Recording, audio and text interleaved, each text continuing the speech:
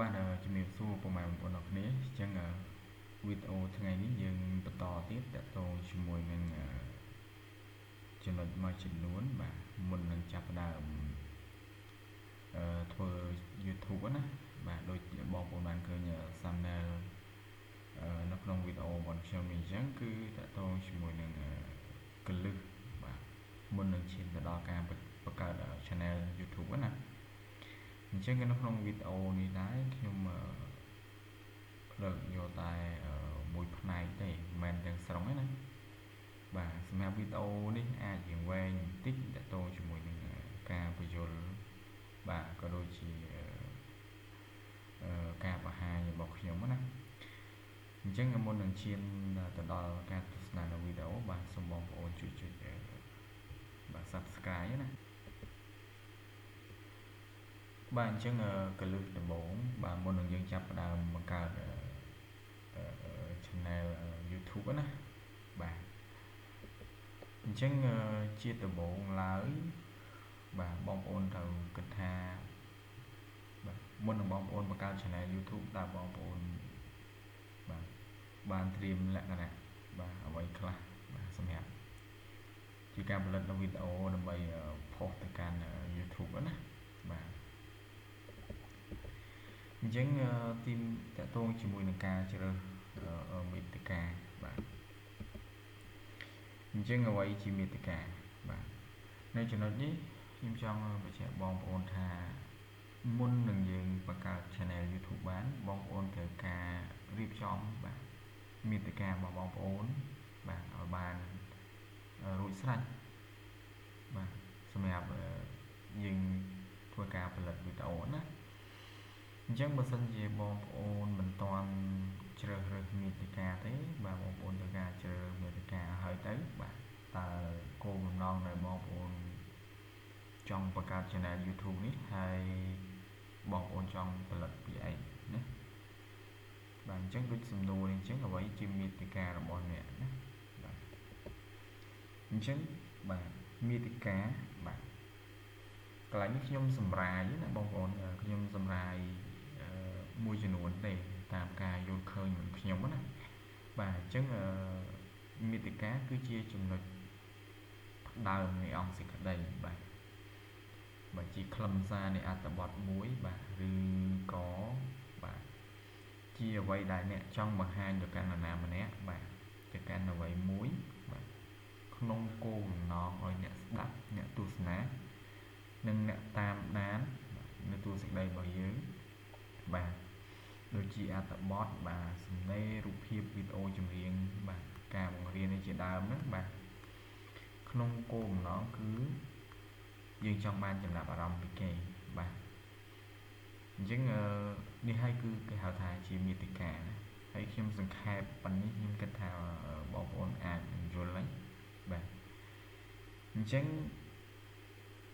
មាតិកាមួយបាទមាតិកាមួយមានអ្នកមើលតិចឬច្រើនបាទយើងអាចតាក់ទាញចំណាប់អារម្មណ៍គេតិចឬច្រើនគឺអាស្រ័យទៅលើបាទ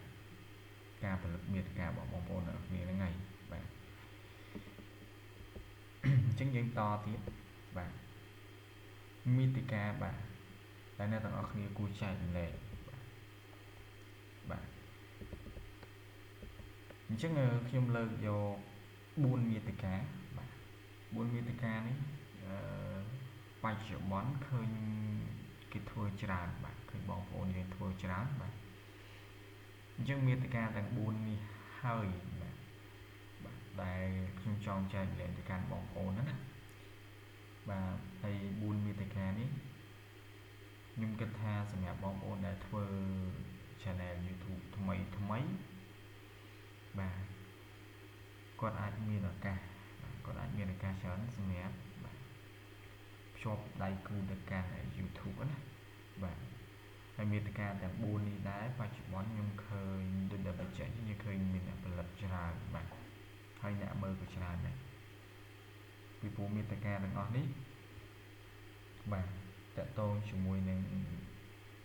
បរទេសណាបើយើងនិយាយថាអ្នកស្រុកក្រៅគេចូលចិត្តមើលបាទអ្នកស្រុកក្រៅគេចូលចិត្តមើលជាងណាបាទអញ្ចឹង មានការមានច្រើនបងប្អូនមានការមានច្រើនបងប្អូនចង់រើសមាតិកាមួយណាក៏បានដែរស្អាតចិត្តណាមិនមែនតែ4មាតិកាដែលខ្ញុំលើកឡើងនៅក្នុងវីដេអូនេះណាបាទអញ្ចឹងមាតិកាមានច្រើនណាស់បាទដែលយើងគួរផលិតបាទ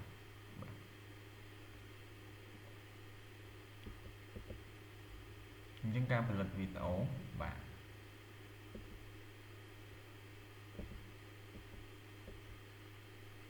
បាទ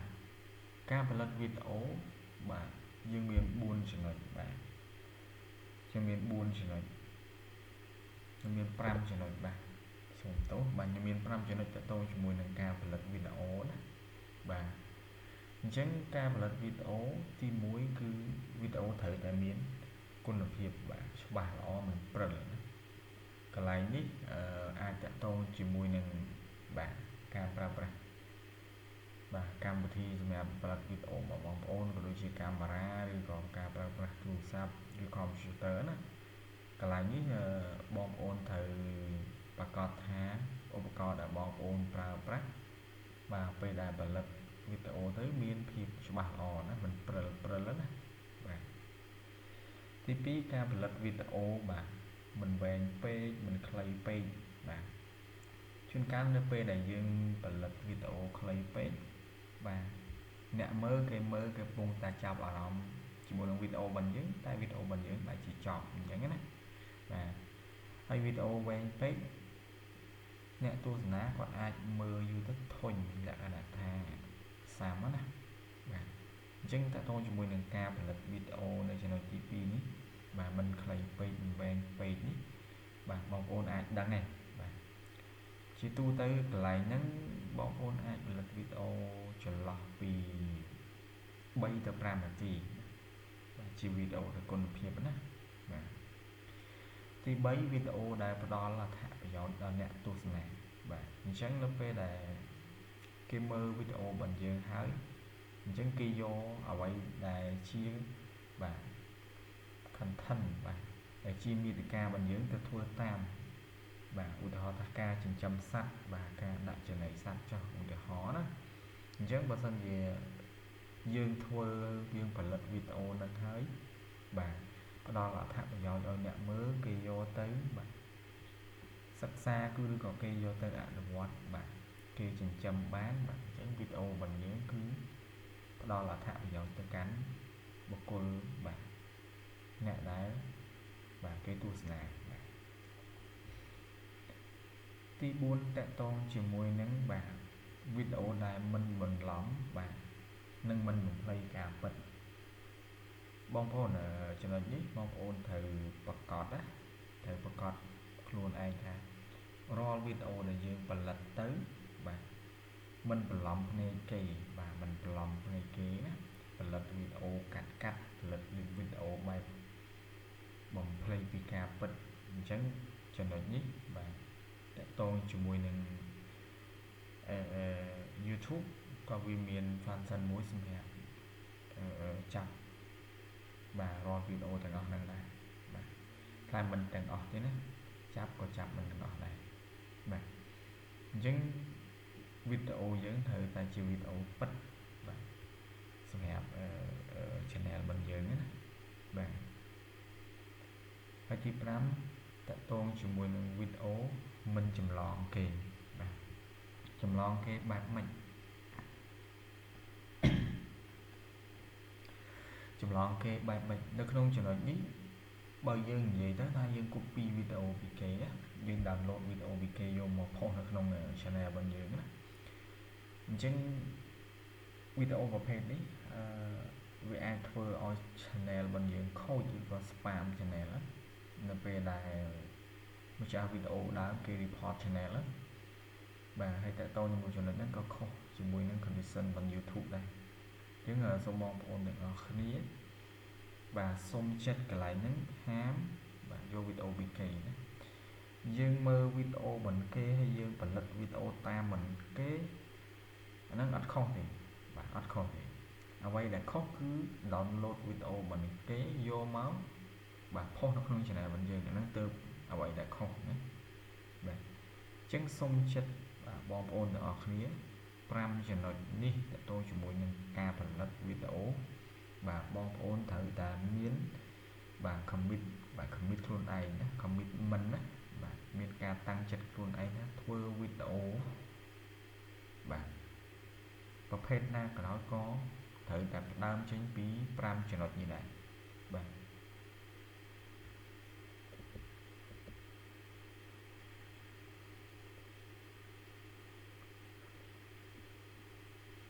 បាទសម្រាប់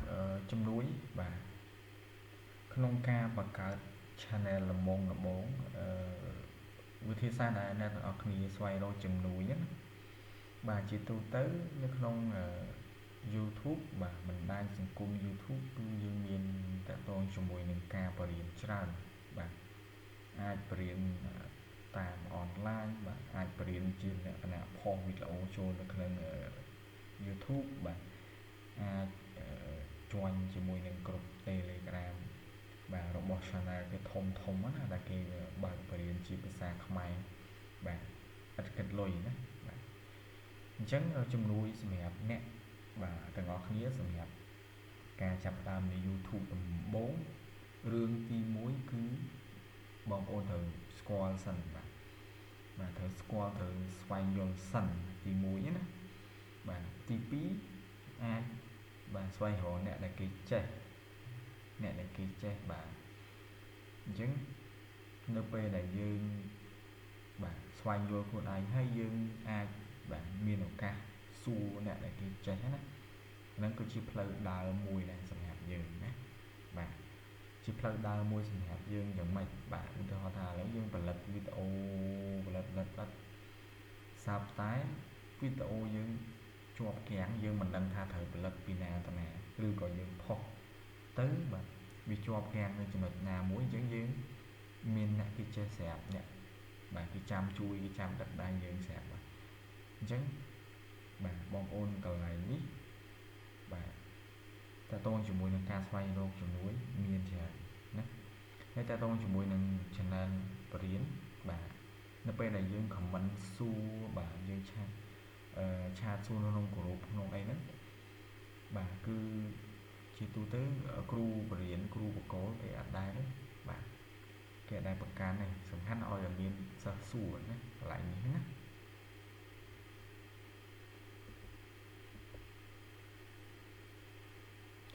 បាទចុងក្រោយគេគឺបាទតទៅជាមួយនឹងការបង្កើត channel បាទការបង្កើត channel នេះបាទខ្ញុំសូមចប់ប៉ុណ្ណឹងហើយតទៅជាមួយនឹងការបង្កើត channel បាទខ្ញុំនឹងចេញនៅវីដេអូក្រោយបាទសម្រាប់វីដេអូនេះខ្ញុំមានប៉ុណ្ណឹងតទៅជាមួយនឹងចំណុចដែលយើងត្រូវយល់ដឹងខ្លះណាខ្ញុំបញ្ជាក់ខ្ញុំមិនទាំងស្រុងទេបាទនេះគឺជាចំណុចដែលខ្ញុំដកស្រង់ពីបទពិសោធន៍របស់ខ្ញុំណាតទៅជាមួយនឹងការបង្កើត channel របស់ខ្ញុំ 4-5 channel កន្លងមកបាទហើយអញ្ចឹងវីដេអូរបស់ខ្ញុំមានប៉ុណ្ណឹងបាទអញ្ចឹងវីដេអូក្រោយយើងនឹងបាទបង្កើត channel បាទយើងបង្កើត channel ម្ដង